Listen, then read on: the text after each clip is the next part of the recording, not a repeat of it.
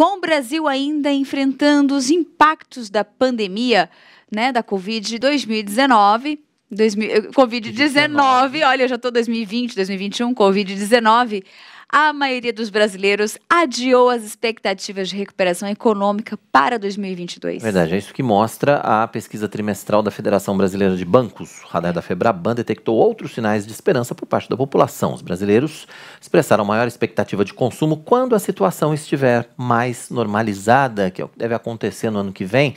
Mas quem vai participar do Notícias do Bem para falar com a gente ao vivo sobre esse assunto é o economista Biratã Lima. Bira, seja muito bem-vindo ao Notícias do Bem, é um prazer receber você para a gente falar sobre essa expectativa para o ano que vem. Então, assim, a maior parte dos brasileiros acredita que essa recuperação, tanto da economia como do poder de compra das famílias, deve acontecer realmente a partir de 2022 já, né? Então, uma boa notícia. Boa tarde, bom demais estar com vocês aqui, meus irmãos. Na verdade, esse relatório que é o da Febraban, foi divulgado no último dia 13 de setembro, ele traz aí uma retrospectiva dos 3 primeiros trimestres de 2021, e aí a gente precisa entender um pouco essa movimentação, né? À medida que o final do ano se aproxima e as expectativas não são realizadas, naturalmente existe uma movimentação da projeção dessas melhorias, desses impactos econômicos para o próximo ano, e é isso que o relatório mostrou para a gente aí.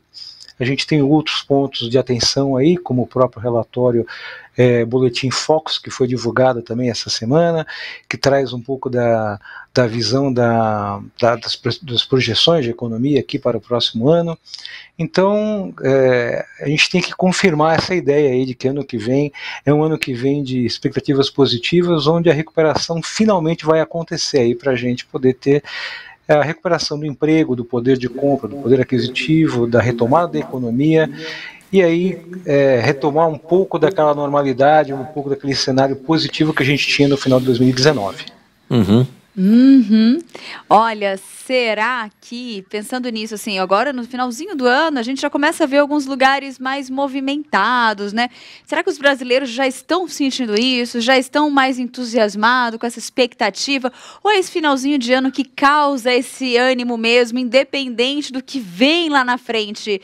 Se tá bom ou não, será que isso já é um costume do brasileiro mesmo? É muito bem observado, viu, Tainá? Na verdade, o que acontece é que, tipicamente, o final do ano é um período de aquecimento econômico, né? Seja por conta do 13º, seja por conta das festividades de fim de ano, aquela predisposição e aquele bom humor que a economia enfrenta quando existe aí a injeção de capital. Isso vem preparado desde o começo do ano para que agora se realize e você tenha a movimentação típica, aí, principalmente do comércio, das trocas de presentes. Então, é o período mais esperado aí pelo varejo do ano todo. Mas a gente tem uma coisa positiva aí também que está concorrendo com esse otimismo todo de fim de ano, que é o aquecimento da área de serviços, de outros serviços, a parte de hotelaria, restaurantes, que volta a ter aí o seu aquecimento, atividade econômica, propiciada pela abertura aí, pelo relaxamento das regras de restrição de convívio social, de afastamento social aí. Então agora no final do ano você tem essa retomada aí desses prestadores de serviços, começam a abrir os restaurantes, os shoppings, o turismo começa a querer engatar aí uma recuperação importante.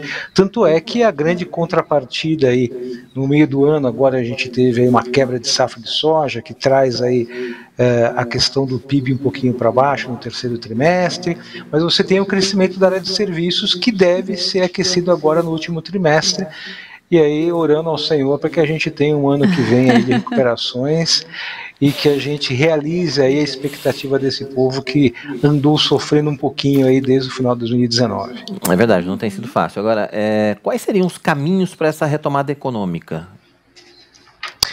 Vamos lá, economia é uma coisa, aliás, a coisa mais gostosa de falar de economia é falar de economia de um jeito simples, né? E economia é muito simples, economia é convívio, economia é esse bate-papo que a gente está fazendo aqui. Todas as vezes que a gente estiver falando de projeção econômica, de recuperação econômica, a gente vai estar falando basicamente de 5 coisas.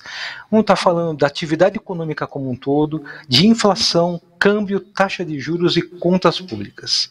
A atividade econômica, a gente tem o aquecimento natural aqui do final do ano, a gente tem todas as políticas expansivas expansionistas monetárias e fiscais promovidas pelo governo, com todas as campanhas de complemento e substituição de renda que foram aprovadas, embora a gente tenha ali uma recuperação assimétrica, né, ou seja, você tem algumas áreas se aquecendo um pouco mais do que outras áreas, mas a tendência é positiva. Então, a atividade econômica, a gente tem aí a expectativa de recuperação, mesmo com o nível de salários um pouco mais baixo, na recuperação da retomada da empregabilidade, mas você tem um aspecto positivo.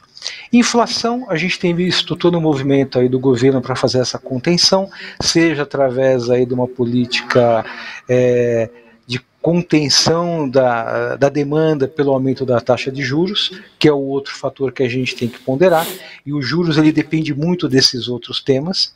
O câmbio, a gente tem aí um panorama internacional de crise, desses ajustes acontecendo aí.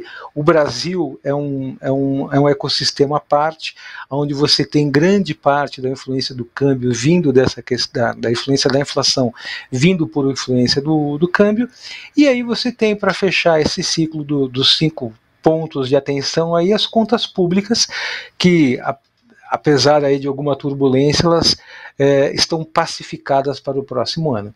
Então, para o próximo ano, a gente tem aí talvez uma recuperação menos expressiva no primeiro semestre, uma queda de inflação no segundo semestre, e aí a expectativa é que no último trimestre aí do próximo ano a gente tem aí uma condição bem mais favorável do que essa que a gente está vivendo agora no final de 2021.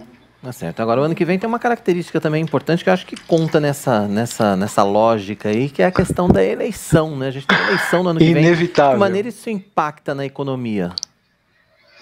É inevitável a gente falar de eleição quando a gente fala de economia, né? Não tem jeito. Tipicamente, todo ano de eleição, você tem políticas governamentais que visam ali gerar algum tipo de bem-estar, né? Que visam ali gerar algum tipo de aumento de poder de consumo, alguma melhoria de percepção de qualidade de vida da população em geral. E também, tipicamente, os anos de eleição são anos onde você tem uma fluidez de recursos maior pela economia. Então, se bem aproveitado pelos órgãos, o próximo ano, com boas expectativas aí da renovação pelo pleito, e também em decorrência aí da própria fluidez de recursos para a economia, pode ser uma alavanca importante para a gente ajudar na melhoria desse retomada de crescimento aí.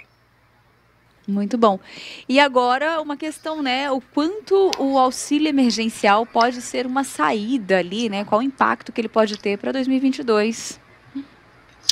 O auxílio emergencial, todas as políticas de complemento de renda ou de substituição de renda foram uma mola amortecedora muito importante para os piores momentos de crise da economia. Uhum. Essa mola amortecedora foi o que possibilitou que essa recuperação do ano que vem, ela fosse lá, como o governo gosta de falar, como o Paulo Guedes gosta de falar, essa recuperação em V, onde você tem ali um ponto de mínimo, onde tem um vale ali da nossa curva sinoidal, para subir alavancado por uma recuperação baseada na manutenção da renda da população. Vamos só entender a importância disso, gente. Toda vez que eu quebro o ciclo de renda, toda vez que eu quebro o poder aquisitivo, o ciclo econômico, ele é rompido, você tem uma diminuição da atividade econômica que produz menos e gera expectativas negativas para os próximos períodos. O que a substituição ou complemento de renda faz? Ele age como uma mola amortecedora, deixando que esse efeito da queda seja melhor absorvido pela economia. Juntamente com isso, você tem o crédito entrando forte como um componente dessa mola recuperadora, e aí agora o próprio aquecimento da economia do fim do ano, que deve estar projetando coisas boas para o ano que vem. Pelo menos essa é a nossa expectativa aqui. É verdade. Agora, Bira, diante de todo esse cenário, diante de toda essa expectativa que a gente falou aqui, dicas práticas para a gente fazer o ano que vem a nossa economia pessoal, né? A nossa economia familiar. Continuamos economizando, precisamos fazer logo um planejamento financeiro para o ano que vem, deixar tudo esquematizadinho para a gente não ter sobressaltos exagerados no ano que vem. Quais as suas dicas para a nossa economia, né? Para o nosso bolso? Vamos lá, primeira coisa, consumo consciente do crédito. O crédito não é mal, endividar-se não é mal. Endividar-se sem ter como pagar é que é o veneno. Aí é que corre o risco de a gente ter um colapso das nossas contas pessoais. Então, primeira coisa, consumo consciente do crédito. Segunda coisa, manutenção do nível de renda e de demanda de consumo. Ou seja, você está planejando para trocar aquela sua geladeira, aquela televisão, aquele eletrodoméstico um pouco mais caro, pesquisar preço, fazer planejamento e parar de pensar o quanto cabe no meu bolso, né? Então o brasileiro ele gosta de consumir pensando na parcela e não no preço final. Então para esse próximo ano aí fica esse exercício da gente começar a fazer um pouquinho de conta do preço real das coisas, onde a gente consegue fazer ali um planejamento para quem sabe começar a comprar um pouco mais à vista, demandando um pouco menos de cartão de crédito e carnê, diminuindo as parcelas que você se compromete da sua renda mensalmente e com isso tendo ali um desconto mais efetivo na hora de fazer a aquisição de um bem ou serviço. Muito tá certo. Ó, tem um recadinho aqui da Juliana Lorenzetti, que ela colocou assim: obrigada por esse conteúdo, sempre muito bom poder ouvir o Biratã, conhecimento e praticidade. E eu acho que vem bem, né, casa com aquele comentário, né, que você fez no começo, economia. Se a economia não for de uma forma prática, a gente vive patinando, a gente não dá conta de ter aquele controle, né? O dinheiro entra na conta, a gente está sempre no vermelho, não consegue coordenar ali de forma correta, né? Tem que ser simples, né? E se a gente não entende de forma prática, né? Na vida prática, a gente não consegue controlar no dia a dia, né? Tem que ter essa praticidade, né? Economia tem que ser simples, economia é dia a dia, economia é isso aqui que a gente está falando. Muito bom. Tá certo. Bira, obrigado pela sua participação com a gente aqui no nosso Notícias do Bem. Foi um prazer recebê-lo. Volte sempre. Fico aqui à disposição, sou fã assíduo e contem comigo sempre quando precisarem. Não, a gente vai contar sim, pode ter certeza. Obrigado mais uma vez pela sua participação. Boa semana para você, Bira.